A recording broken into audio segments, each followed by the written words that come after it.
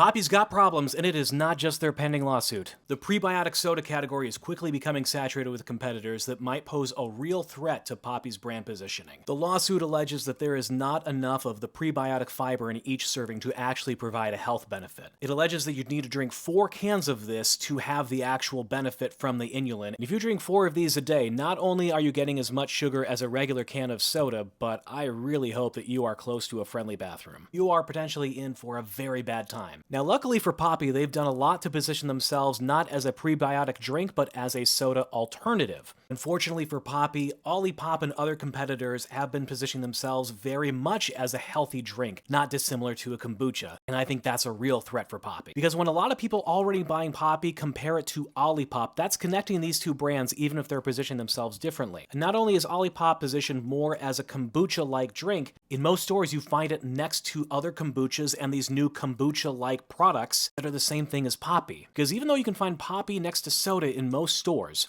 you'll find Poppi as well as all of these other new healthy soda adjacent startups in the kombucha section. So all of these drinks that are packaged similarly and marketed similarly to Poppi are going to start to drag it away from that soda association and put it more in the kombucha category. And the lawsuit alleges that it's not actually as beneficial as you have been led to believe that a kombucha is. So if you're Poppi, what do you do in this situation? Poppi already has the lion's share of this subcategory that they've created, so I think they're going to continue to advertise as normal, because share of voice equals share of category. Luckily for them, their commercials do not talk a lot about the health benefits. It's more so about positioning it as a soda alternative with low sugar. So I think we'll continue to see very similar ads, at least for the short term, while this lawsuit plays out. But at the same time, they need to very aggressively separate themselves from these other healthy soda, kombucha-like alternatives. Because if they continue to be very closely associated, that's going to reposition this back into the kombucha category where arguably it's more appropriately placed. And kombucha as a category is projected to have continued growth over the next 10 years, but with all of these other entrants, including this one in particular, which is bottled by a very prominent kombucha brand and is positioned right in the case next to kombucha, I think Poppi might be forgotten over in the soda aisle where it's maybe not as good a fit. Because at the end of the day, if I'm supposed to believe that this is an alternative to soda, but it costs 2 to 3 times as much